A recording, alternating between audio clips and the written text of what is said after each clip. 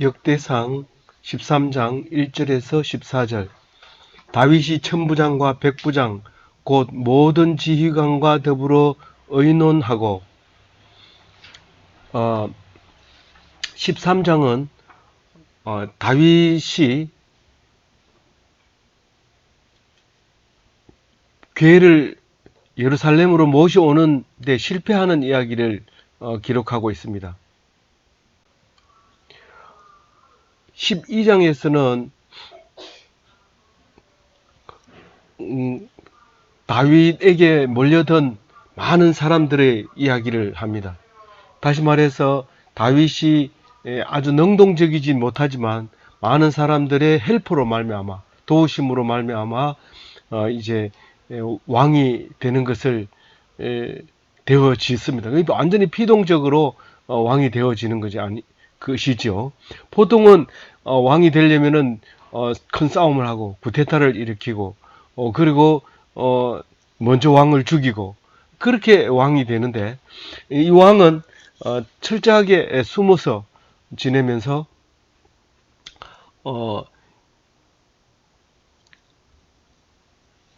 쫓겨다니면서도 끝까지 사울 왕을 왕으로 모시고 그렇게 지내다가 하나님께서 도우심으로 이제 많은 사람들이 도와주러 오고 사울이 죽음으로써 자동으로 많은 사람들에게 옹위해서 왕이 되는 것을 알 수 있습니다. 그런데 오늘 13장 이야기를 하려고 하는 것을 보면 그 중에서도 사람이라고 하는 것은 끝까지 피동적으로 살지 못한다. 그 말씀을 하고 있는 것 같아요. 왜냐하면 이 자기가 제일 먼저 하고 싶었던 것은 법궤를 옆에 모시는 것이었습니다. 법궤를 모신다는 것은 상징적이죠. 하나님을 옆에 모시겠다는 거죠. 근데 우리는 그 좋은 일이지만은 잘못하는 경우가 많습니다. 하나님을 섬겨야 된다 그러면서 일 안 하고 교회에 계속 기도만 한다든가 또 열심으로 나에게는 왜 성령이 임하지 않습니까? 이러면서 열심히 기도해서 성령을 받으려고 한다든가 그렇게 하는 모든 것들이 우리는 잘못하면 이 다윗이 법궤 옮기는 것과 비슷하게 된다는 사실을 알려줍니다. 특히 이런 경우에는 언제 이런 일이 일어나냐 하면 잘 돼 갈 때, 순조로울 때, 칭찬받을 때, 자기가 모든 문제가 없다고 생각할 때 내가 선한 일을 한번 해야 되겠다. 그리고 선한 일을 시작할 때 이런 일이 생깁니다. 실패합니다. 그 이유는 낮아지지 않고 벌써 부양하고 있다는 뜻이나 마찬가지입니다. 공중부양을 하게 되면 절대로 발을 땅에 딛지 못하고 완전히 딴 세상의 삶을 살게 되기 때문에 그럴 때는 하나님께서 다른 방법으로 우리에게 메시지를 주고 있는데 오늘 참 기가 막힌 일입니다. 이건 누구도 이렇게 할 수밖에 없는 것인데 이것은 하나님께서 잘못했다고 얘기를 하고 있고 그렇게 해서는 안 된다고 얘기를 하고 있고 우리는 그렇게 하지 말아야 되겠다고 하는 말을 마음을 들게 하기 위해서 이 성경을 쓰고 있는 것이죠. 우선 이 사람이 처음으로 생각해낸 게 이제 그 법궤를 모시 오려면 이 법궤가 어떻게 돼 있었느냐 하면요. 그, 오벳 에돔의 집에 20년이나 그냥 있었어요. 그러니까 맨 처음에 그 엘리 제사장이 언약궤를 블레셋에게 빼앗기고 그리고 그 중간에 이제 그 가끔 사울이 이제 궤를 가지고 전쟁터에 나가기도 하고 그런 얘기가 있지만 그 뺏기기 전에 엘리 제사장이 뺏길 때 이 사람 블레셋 사람들이 이 궤를 가지고 가가지고 그 다곤 신전에 갖다 놓으니까 또 신전에 목이 부러지고 다곤 신이 우상이 목이 부러지고 그리고 또 가드로 보냈더니 가드에 종기가 발생하고 에그론에 보냈더니 이 사람들이 의논해서 그냥 돌려보내자 이래가지고 7개월 만에 이제 돌아오는 이야기인데 그게 베스메스 라는 곳인데, 그때 이제 그 괴를 들여다보다가 5만 70명이 죽게 됩니다. 우리 이 엄청난 숫자라는 말이죠. 5만 70명. 70명의 숫자가 보통 숫자가 아니죠. 그러니까 5만 70명이라고 말하는 거죠. 그 베세메스에서 이제 여호수아의 밭에서 그런 일이 있어서 계속 거기에 있었습니다. 그게 이제 그 기랏 야림이고 기브아고 그렇게 됩니다. 그래서 20년을 거기 있게 되는데, 거기 있다가 이제 그 사울이 죽고 다윗이 생각해 보니까 나는 정말 하나님께 의지하면서 살아야 된다고 생각을 했고, 그 사울이 하지 못한 것을 자기가 하고 싶었던 거죠. 그래서 이제 그 자기가 기세를 얻자마자 이, 이 법궤를 옮겨야 되겠다 이렇게 생각을 하고 이런 이제 큰 일을 저지르게 됩니다. 그러니까 제일 먼저 천부장, 백부장, 모든 지휘관, 이거를 자기 밑에 딸려 있는 사람들 전부 모으고 온 이스라엘을 다 이제 불러 모읍니다. 회중을 다 불러 모아가지고 연설하려면 마이크도 부족하고 다 부족하지만 이건 대표들에게 얘기하는 거죠. 그 모여들어 있는 대표들에게 그런 얘기합니다. 만일 너희가 좋게 여기고 또 우리의 하나님 여호와께로 말미암았으면, 그러면 우리가 이스라엘 온 땅에 남아있는 우리 형제와 또 제사장들과 레위인들을 전부 모아가지고 이제 법궤를 가지고 오자. 그 가지고 와서 우리 하나님께 물어보면서 하나님 나라를 만들어 보자. 그렇게 의논을 한 거죠. 사울 때는 하나님께 물어보지도 않고, 그래서 사무엘이 얼마나 속상하고 그랬는지 모릅니다. 숱하게 야단 맞고도 여전히 하나님을 찾지 못하고 무당을 찾아가고 귀신을 불러오고 그렇게 했지 않습니까? 우리는 이제 하나님만 의지해야 됩니다. 그리고 이제 생각을 하고 의견을 일치를 봅니다. 4절에 뭇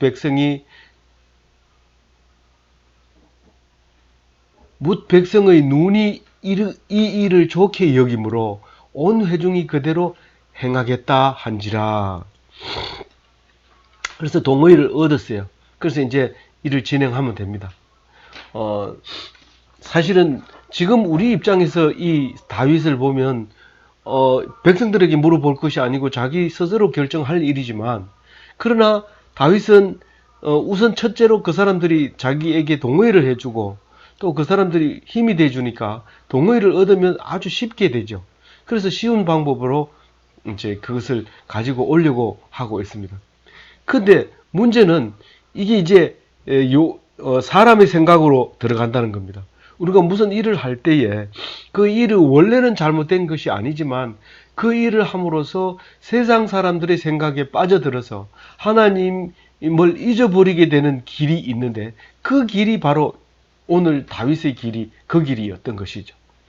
그래서 다윗은 뭐 있는 사람끼리 그냥 몇 명만 가서 가지고 오는 게 아니라, 이건 보통 일이 아니니까, 여태까지 우리가 한 번도 안 했는데 우리가 한다는 것은 이건 역사에 남을 일이고 중요한 일이고 우리가 참 놀라운 일이니까 그냥 하지 말자.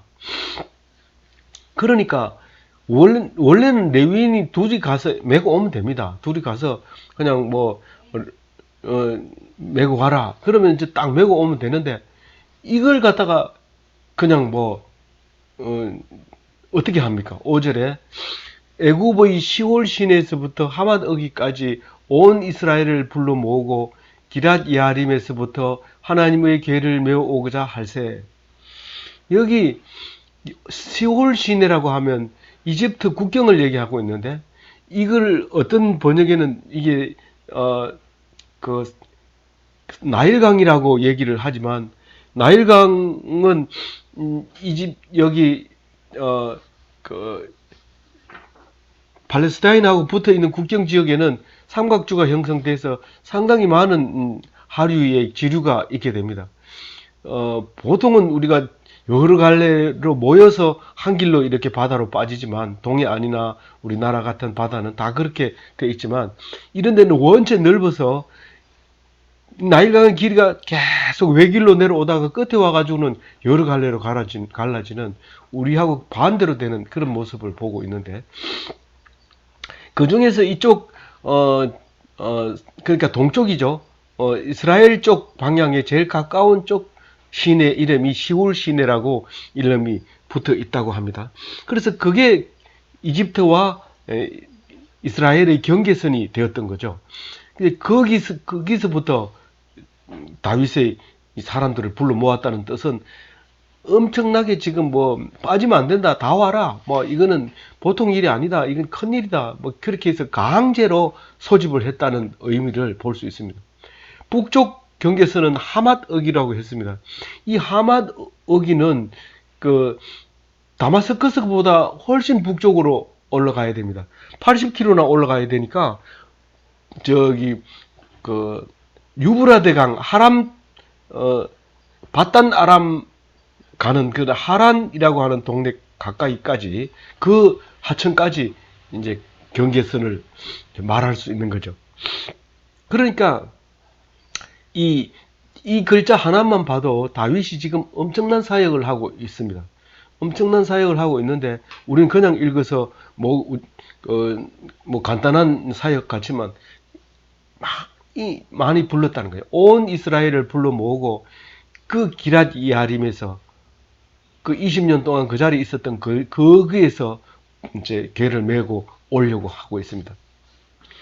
그래서 다윗이 그냥 불러 모아가지고는 거느립니다. 이 법궤는 두 번째 문제고 많은 백성을 거느리고 가는 게 지금 중요합니다. 그런데 그 기랏 야림에 바알레 유다라고 하는 곳이 있는데 이 성경에서는 바알라 곧 유대에 속한 기랏 야림이라고 이렇게 표현했는데 바알라 유대라고 해서 유대에 있는 신들 신이 있는 곳, 유대 사람의 신이 있는 곳 이런 뜻으로 바알레 유다라는 곳이었어요. 기랏 야림에 궤가 있는 곳을 그렇게 불렀다는 거죠. 그래서 이제 거기 가가지고 여기는 올라가서 이랬는데 지대가 산에다가 이렇게 모셨던 것 같아요. 그래서 그 올라가서 하나님 궤를 메고 오려고 이제 갑니다. 그 가니까 그 여호와는 궤 위에 앉아 있습니다. 그룹이 있고 그룹 위에 이제 두 그룹 사이에 하나님이 앉아 계시고 그곳을 시온자 혹은 속죄소 이렇게 부르죠. 그런데 그때는 이 그룹이 세 규빗 정도 되기 때문에 1.5m 정도밖에 안 돼요, 그 길이가. 그래서 두 그룹이 이렇게 한꺼번에 이렇게 붙어 있는데 만들 때 한꺼번에 붙여서 만들어 놓고 그 궤 위에다 붙여 놨습니다. 그래서 이게 이 궤가 움직이면 그 그룹이 같이 따라 움직입니다. 그러니까 궤가 곧 하나님의 의자가 되는 거죠. 그런 형태로 되어 있었는데 솔로몬 때는 이게 이제 10규빗으로 됩니다. 그럼 5m가 되죠. 큰 방 하나처럼 됩니다. 그게 둘이 날개를 지금 여기 그 모세의 법궤는 그룹이 둘이 이렇게 마주보고 두 손 날개를 두 개 마주보고 있습니다. 마주대고 있습니다. 이게 두 손이 마주대고 두 그룹이 그 안에 그 앞에 그 사이에 하나님의 시온자가 있는데 이 솔로몬 성전은 이 5규빗이 10규빗이나 되니까 5m나 되니까 그 5m나 되고 그 규빗이 그룹이 날개를 펴고 붙어 있습니다. 이 그룹이라고 하는 것은 최고의 천사를 말하는데 창세기에도 나와 있는 서랍들이 그 불 기둥으로 불로 지키는 이야기가 나오고요. 그리고 시편에 보면 그룹을 타고 이렇게 하나님이 다니신다 그러고 자가용이죠. 그리고 지금 우리가 생각하는 이 그룹 사이에는 하나님이 거기 계시다고 하는 상징적인 의미를 가지고 있기 때문에 이게 그 그룹 자체는 하나님이 아닙니다. 그래서 우상은 아니죠. 그렇지만 그 그룹을 보면 하나님이 계신다고 하는 것을 표현하고 있는 것이죠. 그래서 이제 그 이름을 뭐라고 불렀다고요? 바알레 유다라고 불렀다는 거죠. 그 유다 사람들의 신이 거기 있다. 유다의 바알들 이런 말이죠. 그래서 새 수레를 만듭니다. 메고 와야 되는데 새 수레를 만들고 또 만들어서 이제 그 바알레 유다에는 아비나답이 그것을 20년 동안 지키고 있었는데 그 아비나답의 아들이 엘리아살이 그것을 지극히 제사장으로서 지키고 있었던 거죠. 그런데 이제 거기서 이제 수레를 다 실어가지고 수레를 움직이는 사람이 우사와 아히오라고 얘기합니다.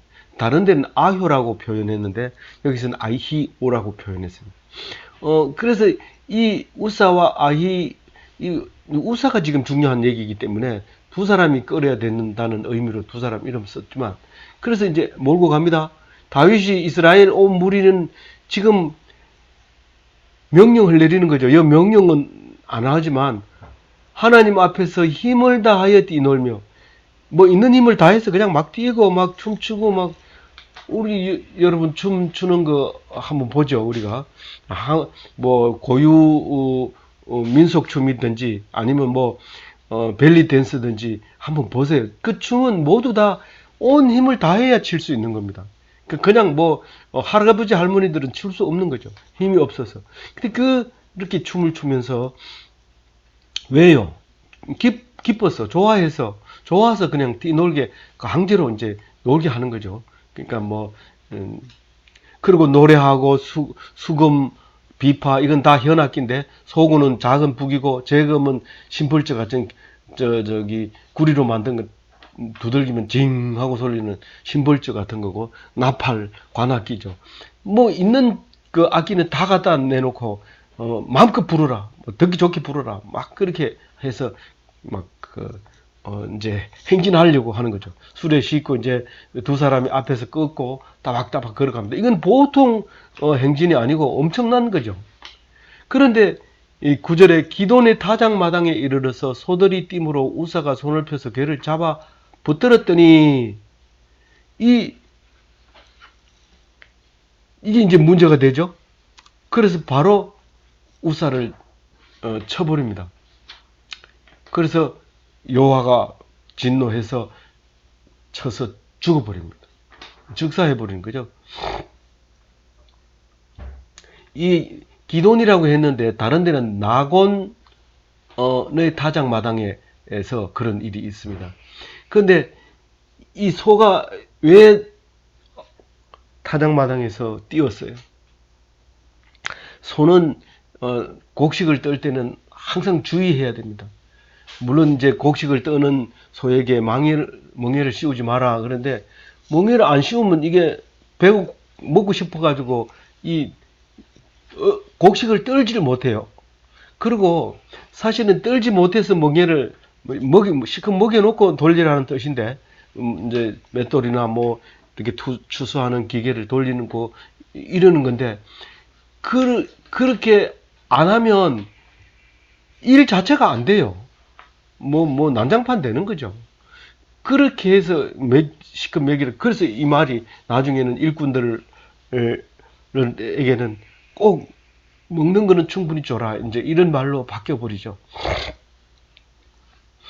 근데 이것을 행사를 하면서 소에 대해서 무관심했던 거죠. 소가 배가 고프다는 것과 타작마당에서 날뛴다는 걸 알지를 못한 거죠. 그러니까 우사가 급하게 가서 잡는 바람에 즉사하게 되는데, 그러니까 다윗이 나중에 그곳 이름을 베레스 우사라고 부릅니다. 베레스 우사가 위반했다. 만지지 말아야 될 거 만졌다. 그전엔 그걸 들여다보고 5만 70명이 죽었는데 여기서는 그 우사가 그만 만져가지고 죽었다. 이제 그렇게 그 땅 이름도 여태까지 그렇게 부르고 있다는 거죠. 이 12절에 보면 다윗이 두려워합니다. 하나님을 두려워합니다. 내가 어떻게 괴를 내 곳으로 오게 하리요. 우리가 하나님께 의지하지 않고 내 의지대로 하면 무슨 일을 할 때마다 힘들고 어려워집니다. 근데 하나님께 물어보고 피동이 되면 절대로 힘들고 어려운 일이 없습니다. 근데 지금 다윗은 가장 중요한 하나님을 모셔오는데 하나님께 안 물어보는 거죠. 그게 이제 이 말씀의 키포인트입니다. 그러나 이제 이 다음부터는 그걸 알게 됩니다. 그걸 알게 되고 하나님께 꼭 물어보고 움직여서 성공하게 됩니다.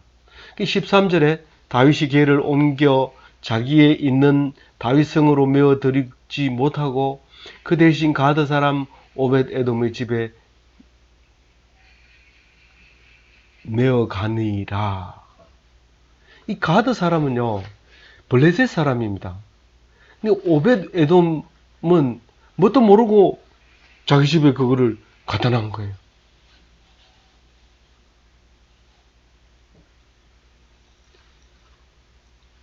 그러면 싫다 소리도 한 번도 못하고 좋아서 데리고 간 것도 아니고 그냥 그 제일 가깝고 그러니까 거기다 갖다 맡긴 거예요. 이 블레셋 사람한테서 왔는 거를 20년 동안 방치했다가 이제 다시 그 블레셋 사람의 집에 갖다 놓습니다. 근데 이 오벳 에돔은 그거를 거절하지 않고 그대로 집에다 모셔놓습니다. 근데 얼마나 올려놨다고요? 3개월 동안. 3개월 동안 옮겨놓고 나니까 복을 받았다고 하죠. 복을 받았다.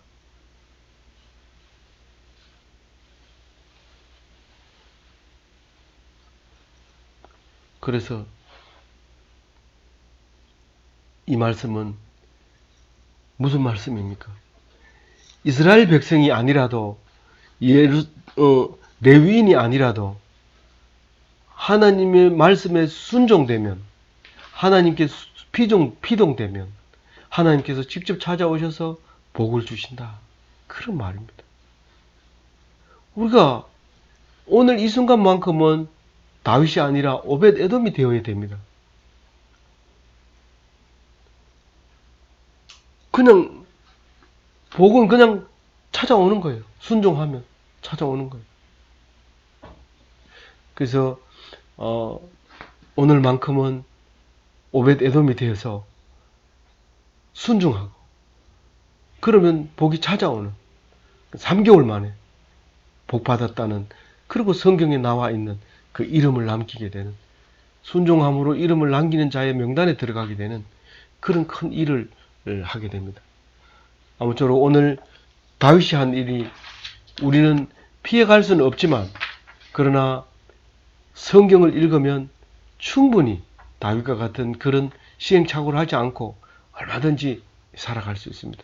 더더구나 우리가 시행착오를 가장 크게 하는 것은 제사를 지내고 또 제사장이 바뀌어도 또 지내고 이러지만 예수님이 오셔서 이제는 그만해라. 이젠 그만해라. 나 하나면 충분하다. 더 이상 하지 마라. 그렇게 합니다. 혹 우리가 다윗처럼 이렇게 실수를 한다 할지라도 하나님께서는 그걸 알고 계시고 그것 때문에 내가 십자가를 져야 된다 하는 그 말씀을 하실 때 우리는 큰 은혜가 되고 오히려 실수를 통해서 하나님께서 나에게 주시는 사랑을 더 깨닫게 되는 것입니다. 아무쪼록 말씀을 알아야 되죠. 모르니까 이렇게 되는 거잖아요. 말씀을 알아서 실수하지 않는, 그래서 순종해서 복받는 이 오벳 에돔과 같은 기독교인이 다 되시기 바랍니다.